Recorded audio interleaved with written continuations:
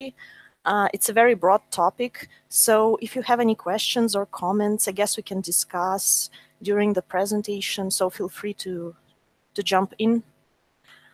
What is actually a localization industry? It is everything that connected with languages, with translation, with transformation of meanings from one languages to another. And this industry is very visible, actually, because every day we watch movies in different languages with different subtitles. We read translated books. We play games that was made in Vologda and translated into Thai and Arabic, for example. And it's fairly big, actually. It's a big industry. According to Common Sense Advisory, global language industry in 2016 is estimated at $40 billion. And it's going to grow up to $45 billion by 2020. Do you know what Common Sense Advisory is? It is actually a very influential marketing research company.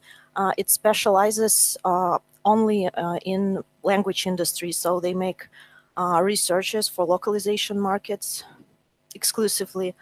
And also, as soon as we are a part of not only language industry, but entertainment industry, you can compare the size of localization industry to mobile game market size.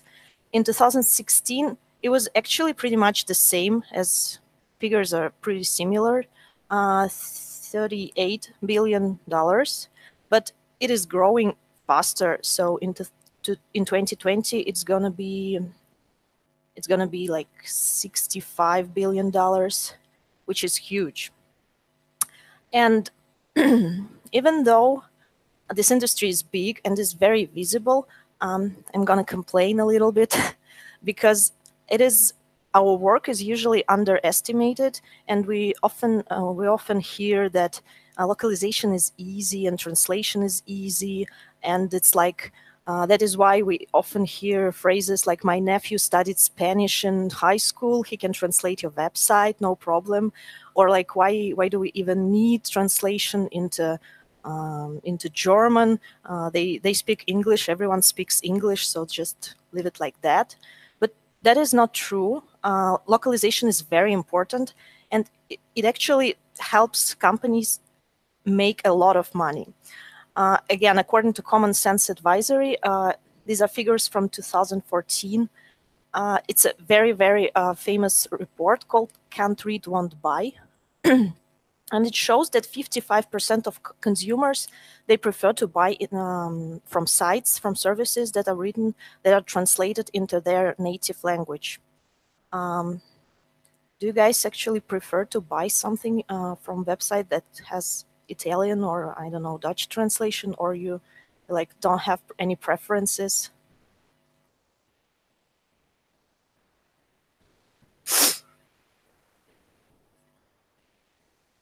Yeah, I understand. It's just I'm curious because for me it's fine to buy, for example, from Amazon, which is in English.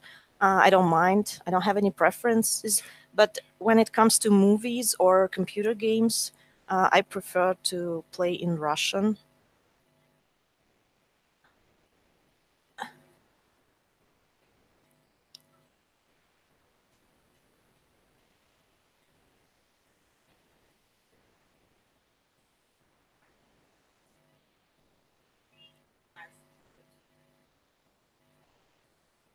Yeah, yeah.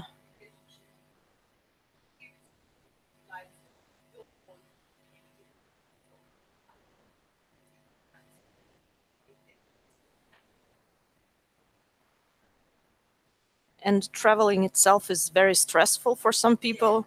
And yeah. So yeah, and 53% are more at ease buying in their native language. For example, countries that most prefer to buy in their native language are France, Turkey, and Germany. And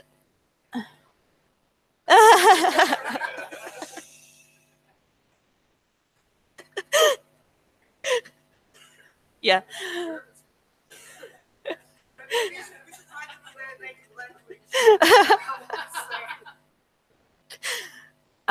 And now I'm going to be a little bit dramatic, but sometimes it is translation is actually crucial. It saves lives.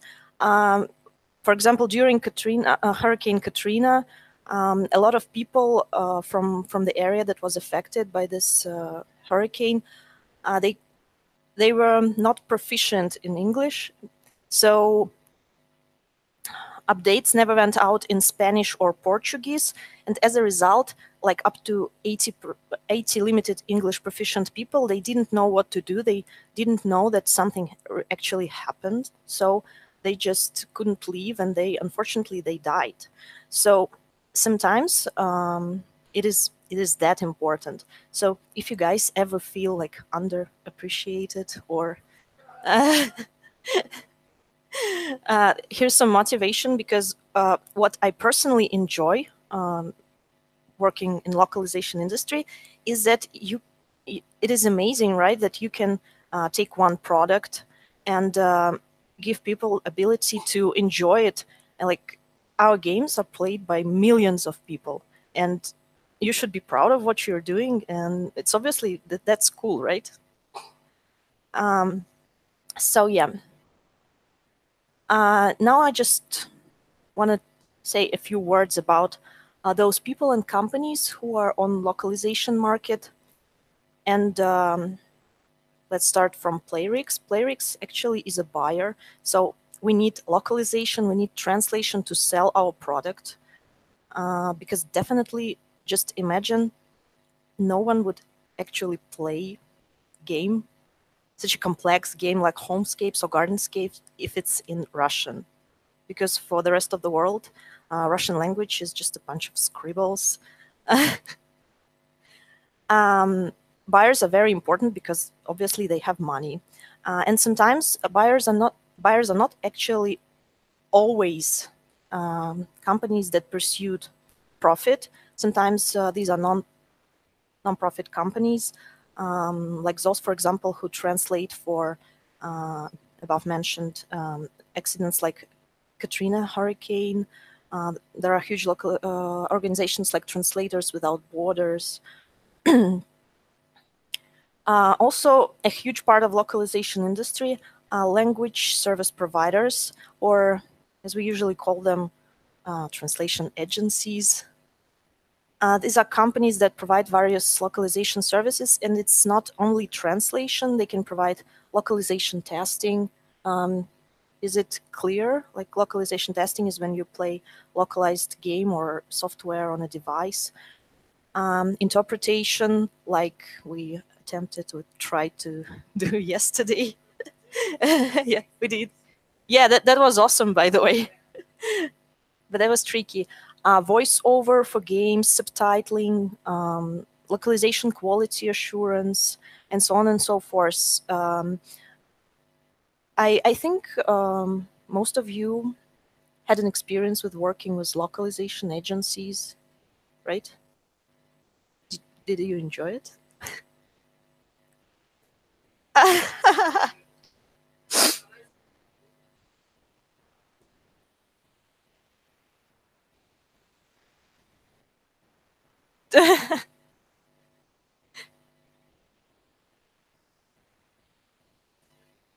Semantic, okay.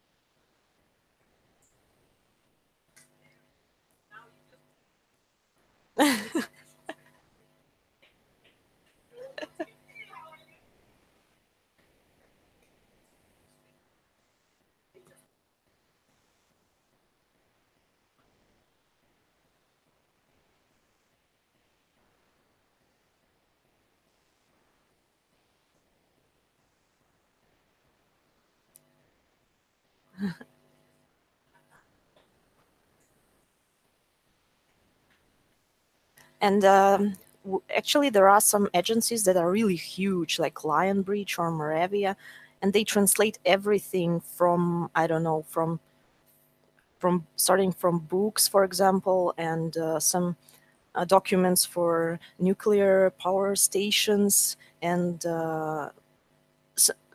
they translate text for military, like for whatever, like everything into all languages. They don't have any specialization, and there are some small companies that have specialization, like they exclusively specialize in game localization or media translation or medicine, for example. Yeah, there are a lot of different language service providers out there. Let's move on to localization specialists. These are freelance or in-house translators, project managers, localization developers, a lot of individuals that do different types of jobs in localization industry. Our favorite localization software developers. You see here Kilgray logo. Kilgray is a developer of our favorite memo queue, and SDL is also a big company that develops our not so favorite Stratus.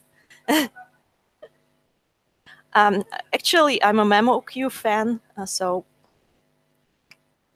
other companies like Lilt. Have you ever heard about Lilt? Lilt is actually like a service for translators that provides adaptive machine translation. So you can translate inside this tool, and you train your own translation, like machine translation engine. It is a startup. I'm not sure how it's gonna end for them, but it's an interesting technology. Google Translate is another example of machine translation engine. Verifica is actually, sorry, it's a Russian tool developed in Russia. It's for quality assurance. When you finish your translation, you just hit a button, and Verifica finds all errors made or no errors at all. And Plunet is an example of a tool for localization management, so you can like handle invoicing there and the budgeting and so on, project management. These are just a few examples because there are a lot of different kinds of software that are being developed to help us. There are several professional associations like Gala and Elia. Playrix actually recently joined Gala. I will give you more information about that pretty soon. Why we joined Gala? Because Gala actually has a lot of educational resources, a lot of presentations made by localization industry experts, and now we have access to them. So this association, these companies, they contribute to localization industry in a way that they help to share knowledge and to share best practices. And actually, this is a sign that the industry is very mature at the moment, because we are ready. We have a lot of knowledge, and we are ready to share them with our colleagues. And finally, something interesting: express translation services and marketplaces. You probably know prozed.com. It's an example of marketplace where a client can find a translator. And SmartCat is another example of such a marketplace, but it's like an ecosystem. So it's a combination of marketplace with a cat tool. Also an interesting technology. And have you ever heard about Gengo or 1 hour translation? Yeah. The concept is, yeah.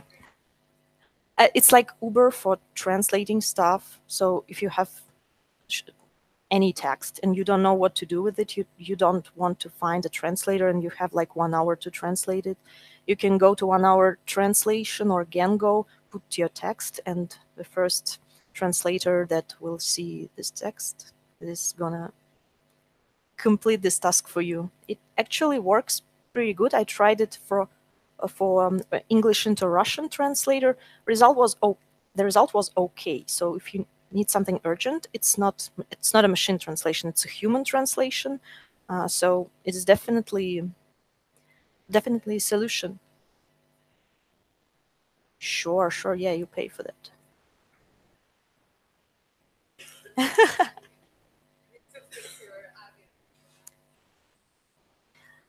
Um,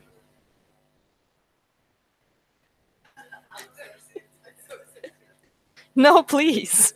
Please don't. Um, and I wanted to say a few words about important localization industry trends.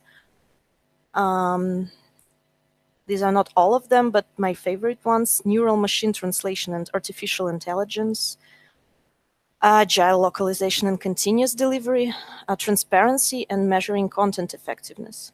So let's start with neural machine translation and artificial intelligence. Relax. Robots won't steal your job yet. Yeah, we have an example of eBay here. For me, actually, machine translation is not it's not something that that is threatening our job, because it is something that actually can help us, because machine translation is very good for something boring and routine that we usually don't like to do. For example, eBay spends a lot of money, invests a lot of money in developing their own machine translation engine, because they use machine translation to translate listings, like product names and descriptions into different languages, to sell them. And they estimated it would take 1,000 translators 5 years to translate only 60 million listings eligible for Russia. So human translators, they're not able to cope with this amount of words. And honestly, like, yeah, would you want to translate like descriptions of, I don't know, everything? Yeah, like watches and books and ashtrays.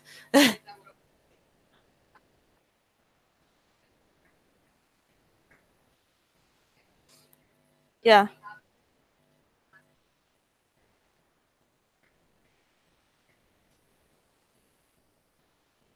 human translation. Boring.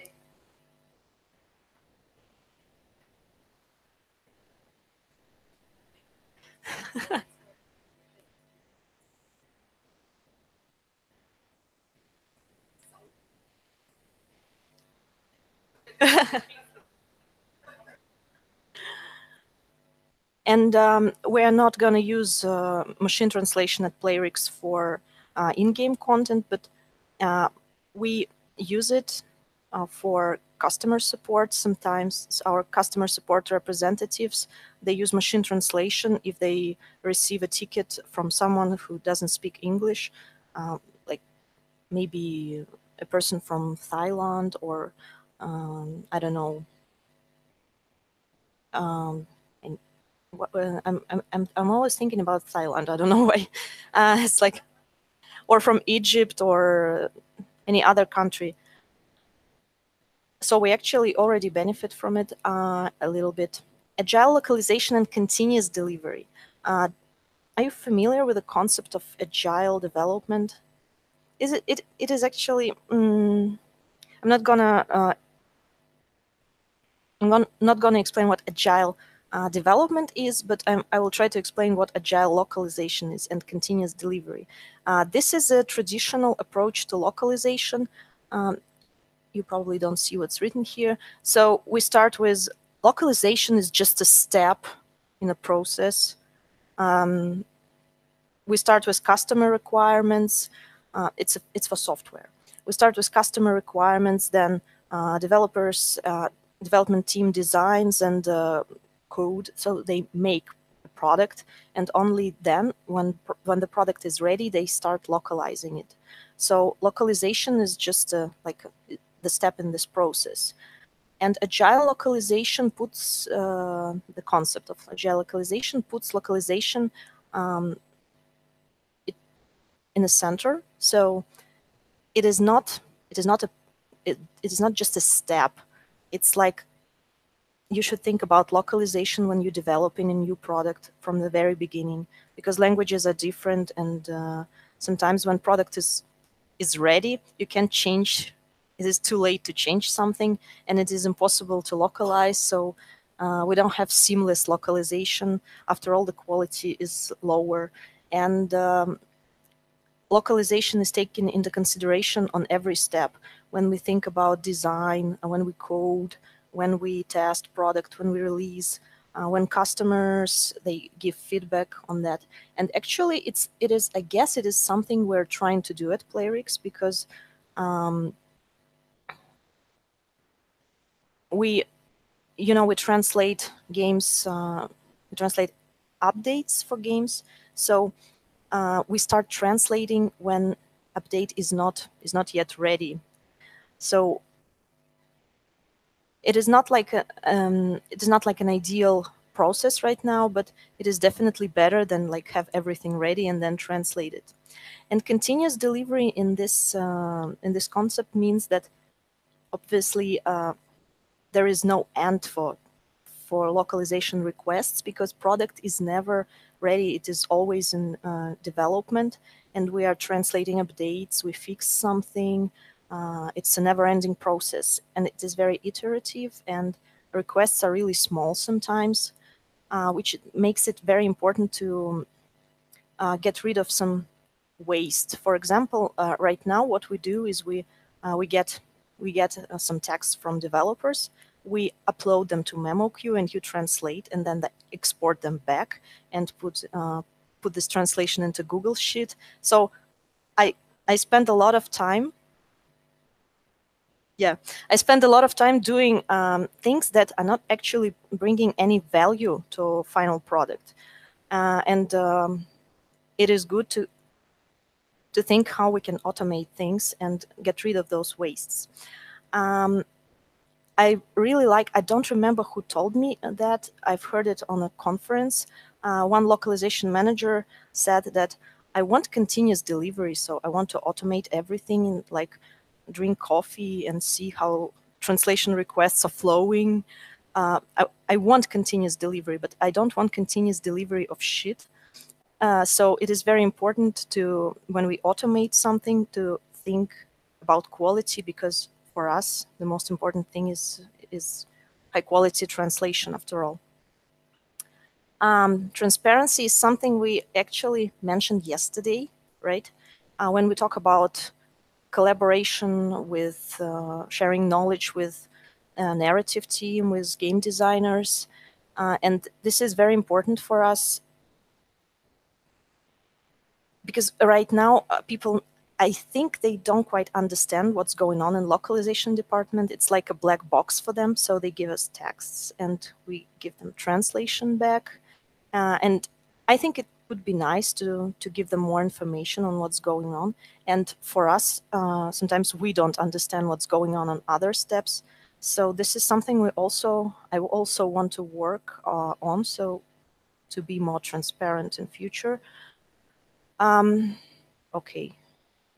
Sorry, there's something wrong with this slide, but this is also something we mentioned yesterday, A/B testing. You already know what A/B testing means. Measuring content effectiveness. I don't know how we can try to do that at Playrix, but what it means. We translate something, we make localization, but we don't know how it works. If people even read those texts, do they find them enjoyable? Actually, the only thing we do right now for measuring content effectiveness, we do it, marketing team does it. They do A/B testing. Ksyusha, maybe you know a little bit more about it. So that they like,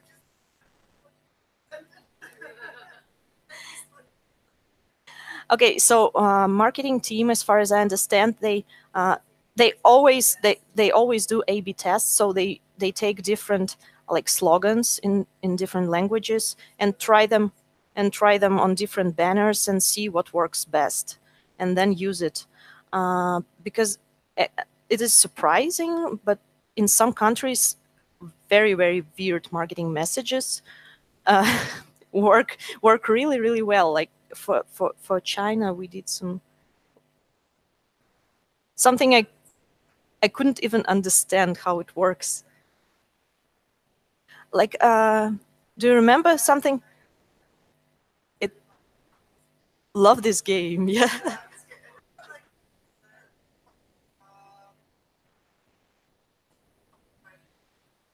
yeah, yeah. And we were like, this, this.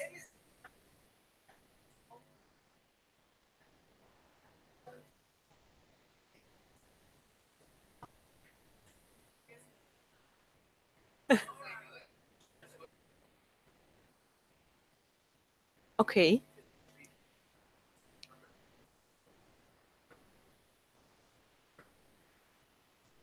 wow.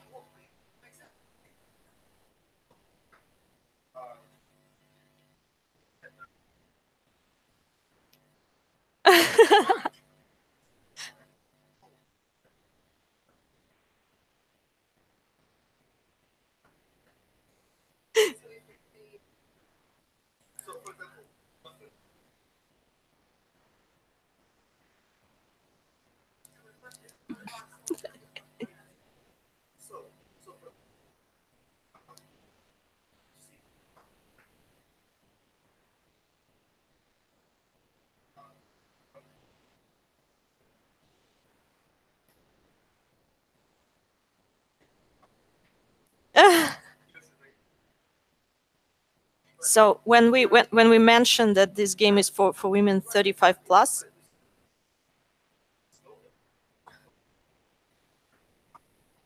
it's for me. Finally. Oh.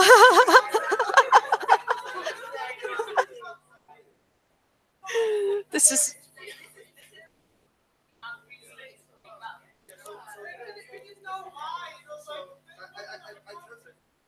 yeah, yeah.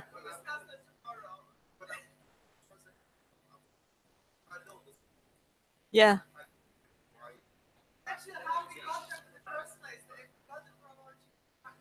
Yeah, yeah. I guess for Russians, for Russian audience, it sounds like it's a little bit offensive, and it's like it's boring. It's for 35 plus women. Huh? Yeah, I don't know. I don't know why. I guess I wanted to test it. Uh huh.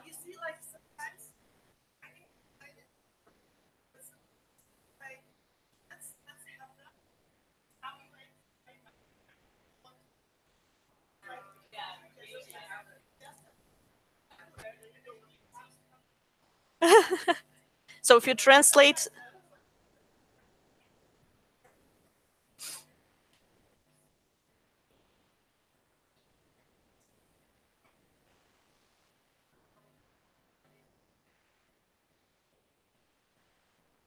this looks weird, right?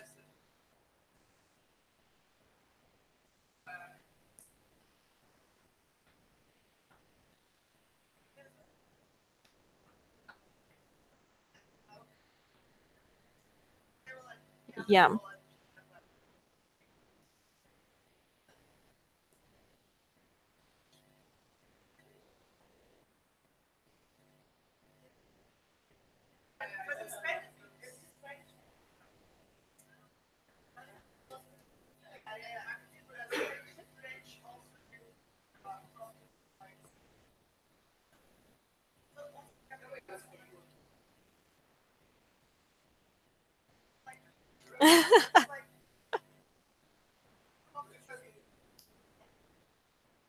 Pardon?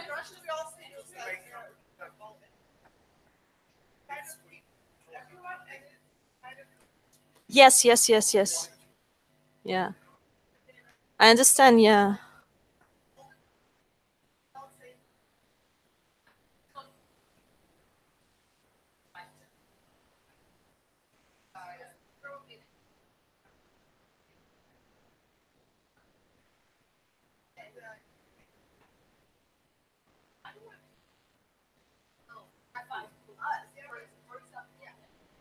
Yeah.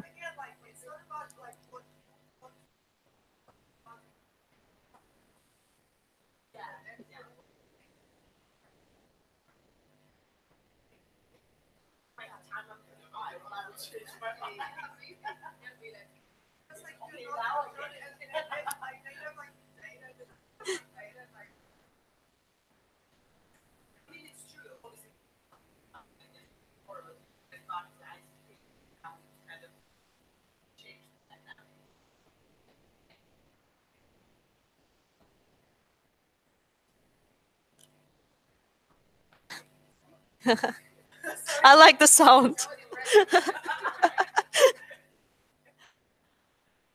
So if you don't have any questions for this, maybe um, I'll tell you a little bit about how we localize at Playrix, at localization at Playrix. It's a fairly short presentation, and then we can go to work or drink some coffee.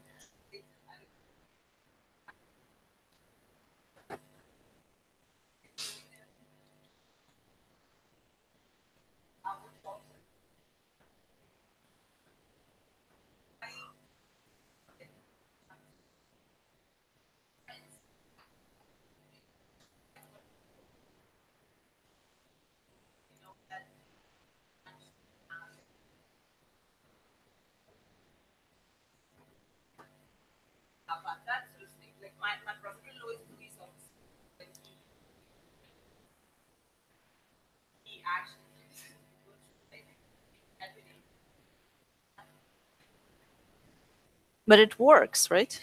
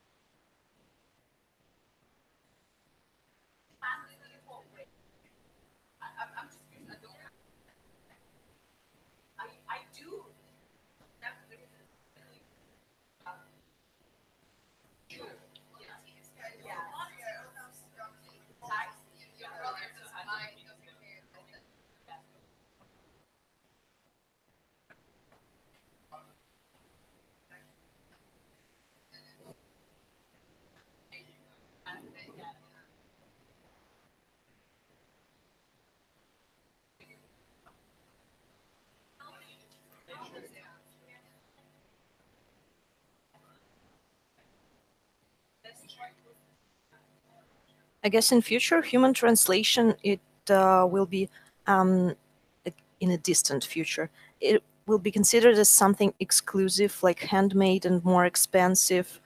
Uh, yeah, yeah, like a luxury. It's like this game is translated by a human. It's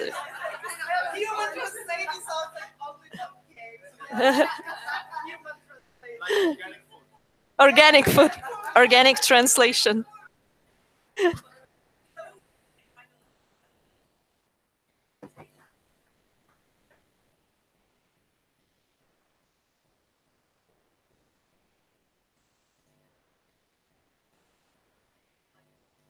Yeah.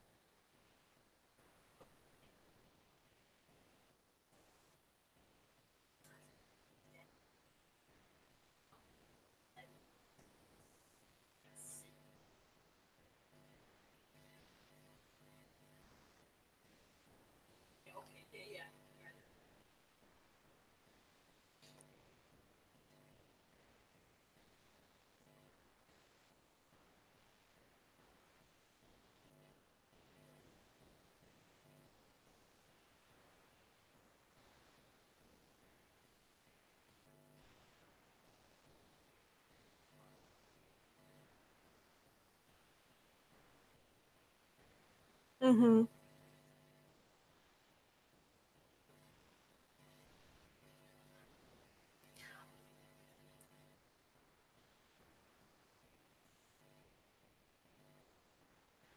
Actually, unfortunately, that there is no proof. There are a lot of researches that shows that you benefit when you add localization to your product. So it is definitely better to have English and Spanish and French than not to have them. But no one actually measured. There are no proofs that bad translation influence somehow the amount of money. No.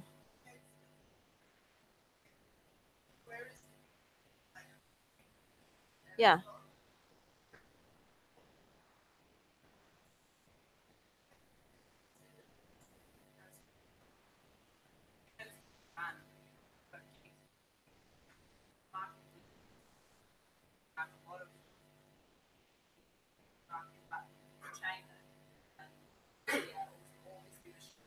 Yeah.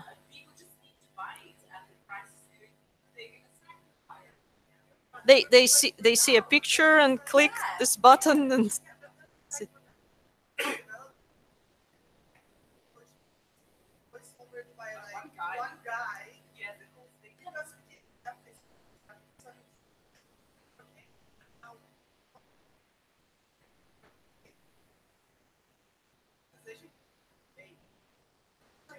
yeah.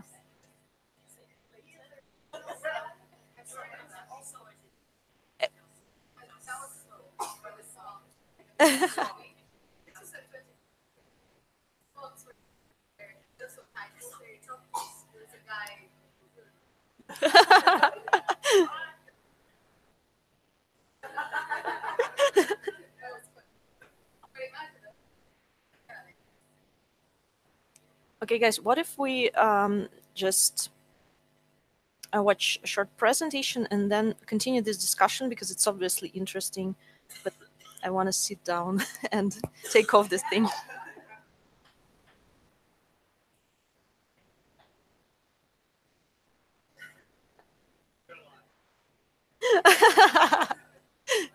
Okay, so actually, I think you already know all of this, but just in case, we localize content into 16 languages now. Oh, we have content in 16 languages. So Russian is a source language for all our texts.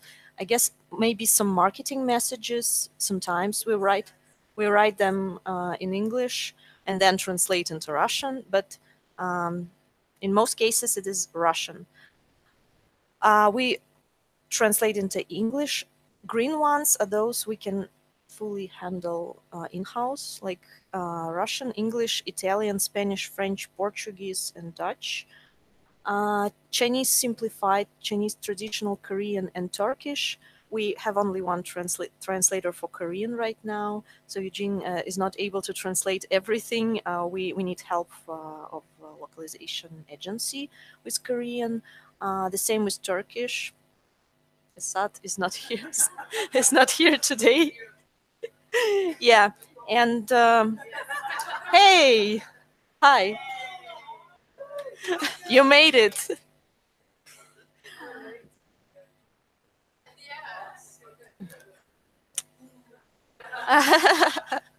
Okay, and we don't have a in-house resources for Japanese, German, Indonesian, Arabic, and Thai. By the way, did you know that we just launched a township in Arabic language? Yeah, it is. It is actually pretty good.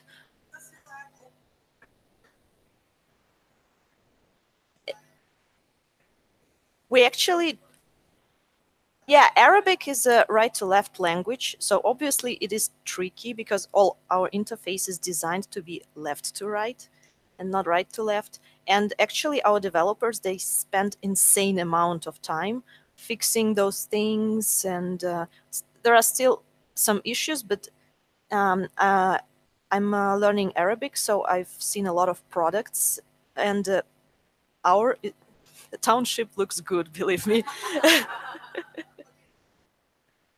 And we actually come up with a very great font for Arabic, because the problem with Arabic usually that the font is really small. So it's not the same as like the same size with English and Arabic. For Arabic, it is still very small one, and we come up with a very beautiful font, and it's super easy to read. So this is something I hope that can help us earn even more money. Uh,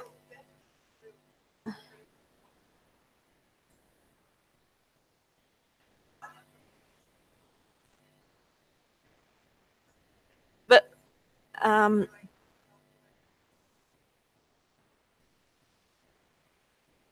um, Township right now has the most languages than any other game. We localize it also in Indonesian, and Thai actually is only for marketing purposes right now. But maybe we're going to have a localization into Thai soon. So we start with translating from Russian into English, so you guys could have a source text for further translations. The process looks like this. We have uh, three translators right now, right? Natasha, Nastya, uh, for in-game texts.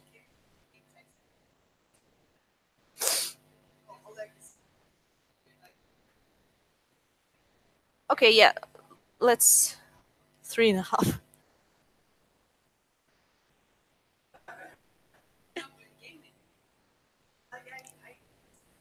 Sometime, yeah.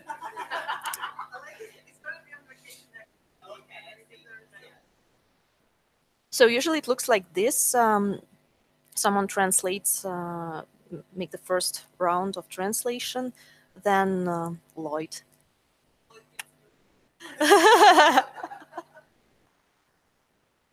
It is actually impressive because you have to handle all four games. And then usually Oleg as a lead translator. He's also no, not here today, but okay. Uh, and he checks that everything is okay, because it is very important um, to make English as good as possible, because if there are some errors, um, all languages. Yeah. What was your question?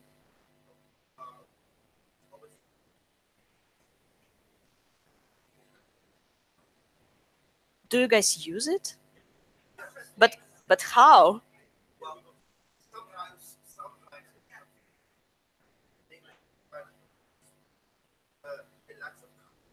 Okay. Okay. Okay. Ah, okay. Yeah, yeah. I get it. Mm-hmm, mm-hmm.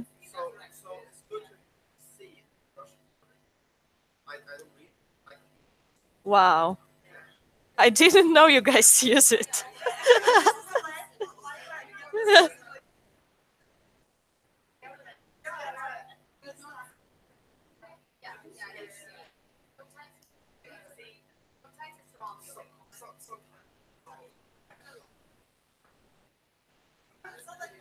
So we benefit from machine translation even more than I thought.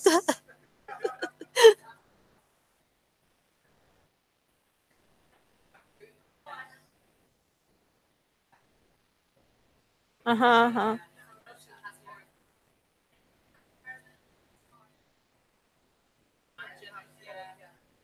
Awesome.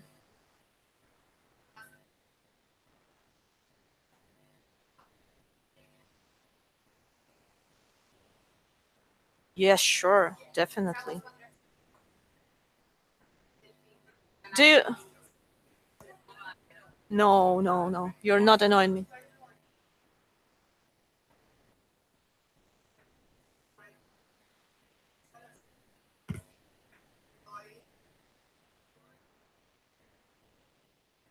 That is actually that is actually our job to be annoyed. Then we translate from English into all languages, and you guys know how it works. Some of you translate, and your colleague usually proofreads. Yeah,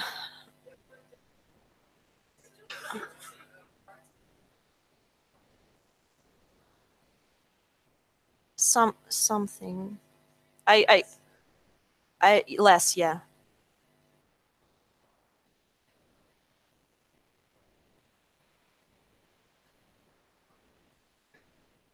Okay,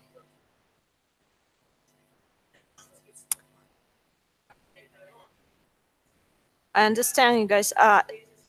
This Lorenzo brought it up also like a week ago or something like this.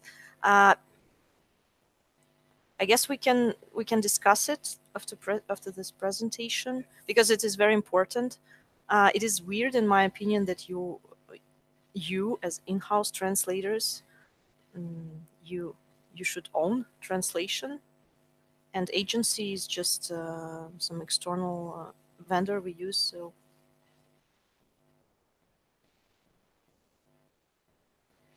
yeah, hey, that's okay.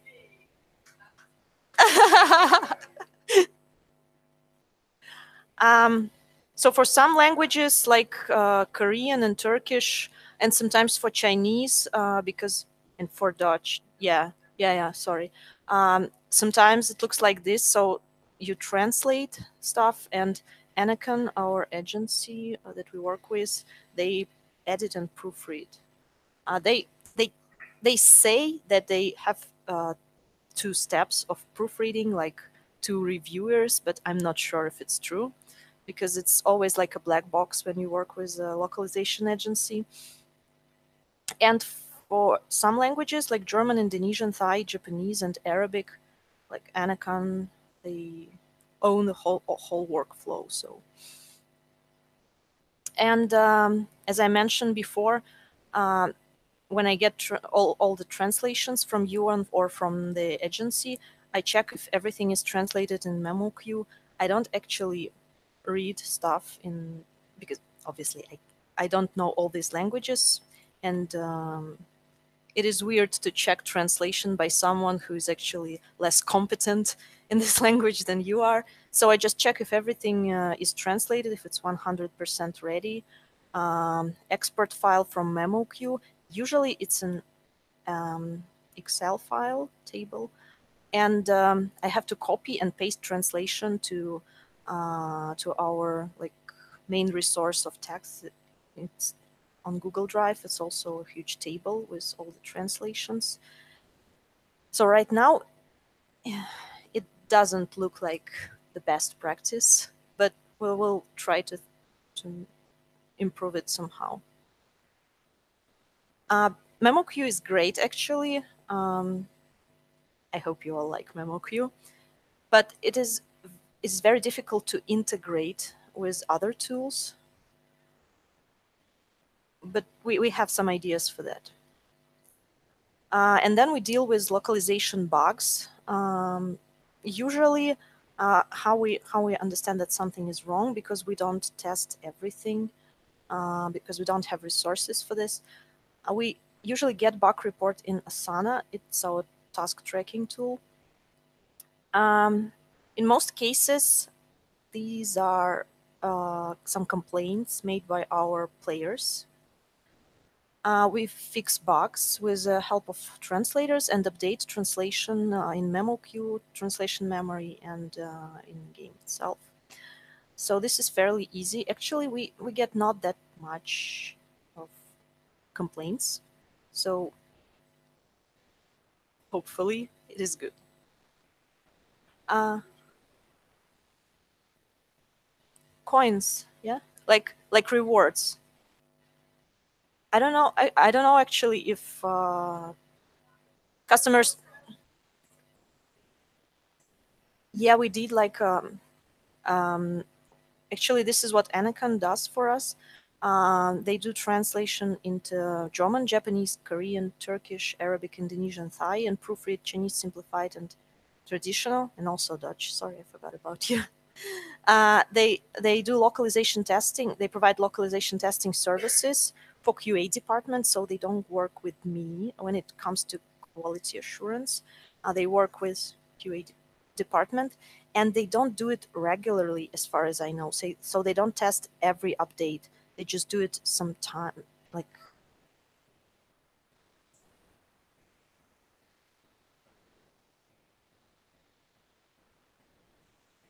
uh-huh.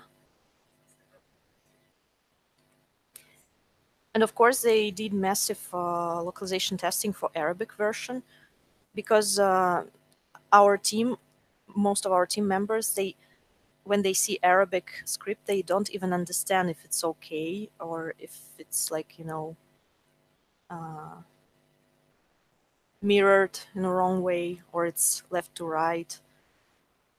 And they give feedback on potential culturalization issues for those languages we don't have in-house, like Japanese and German. This is basically how we communicate. They also have access to our MemoQ projects, but they work as sub vendors.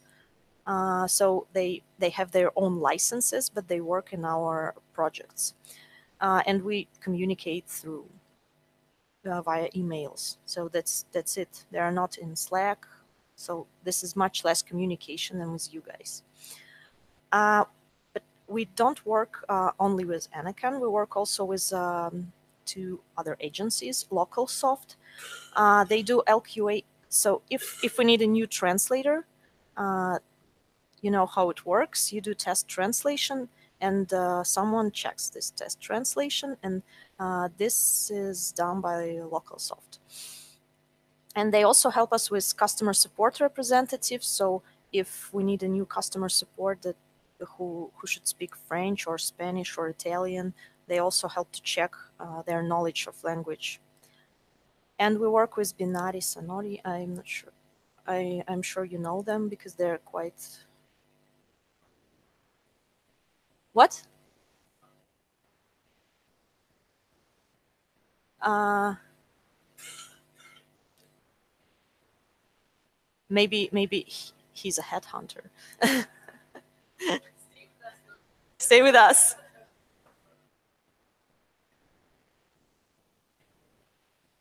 So what they do regular localization quality assurance for homescapes, gardenscapes, township, and fishdom localization.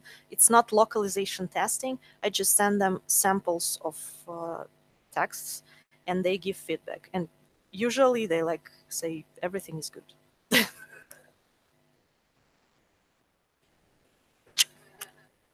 They don't change anything, so don't worry about that. And You actually asked what I do. So what? Yeah, I don't have I don't have any slides so that.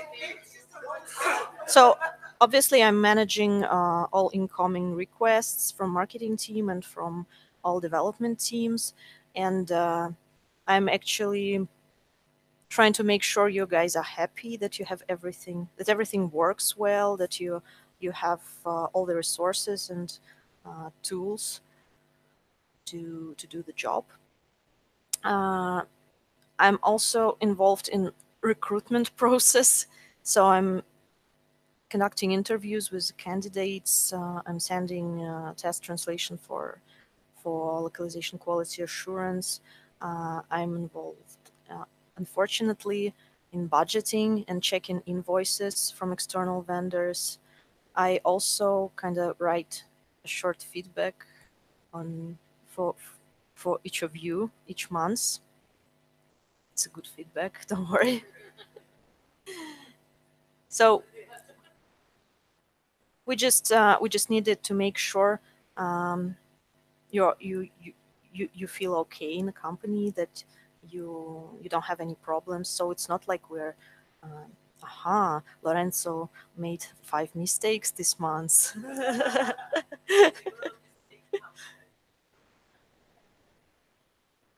It's just like it.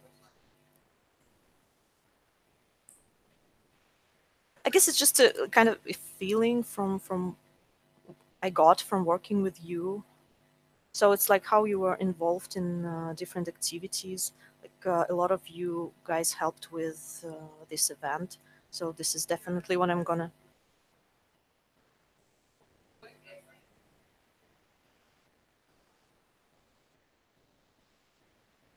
If you deliver, yeah, if you deliver in time, but you always deliver in time, so it's kind of boring. To um, what else? I communicate with other departments to try to improve processes. And actually, starting from this month, right, Ksusha? Ksenia is gonna be what is your title again? So yeah, Ksenia is localization team lead now. So she's gonna help me with managing requests, uh, marketing ones, and probably she will be responsible for some for township, or I don't know, fishdom, or for some games. Yeah, we need to decide on this. So I will have more time to think about um, process improvement and so on and so forth.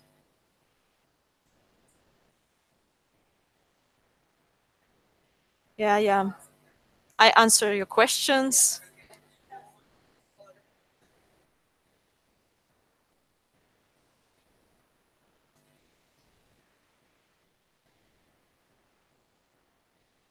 Yeah, we have a lot of guys, customer support representatives in house.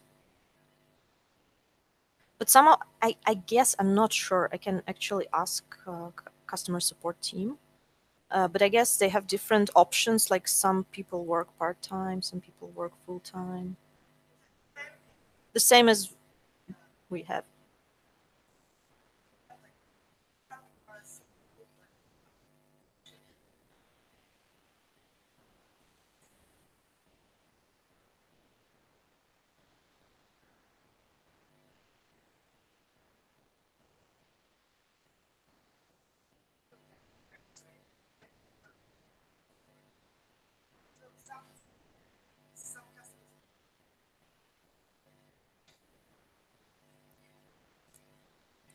But it is actually fine for a customer support representative.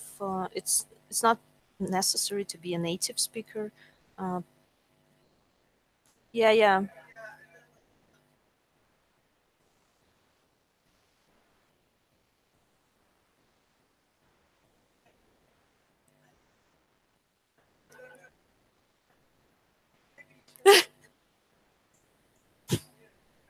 leftovers.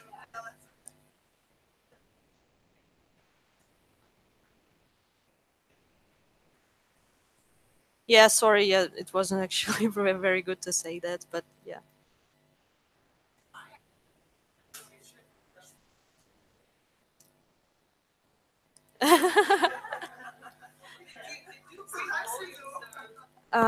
Do you guys need me to wear a microphone? I want to get rid of this.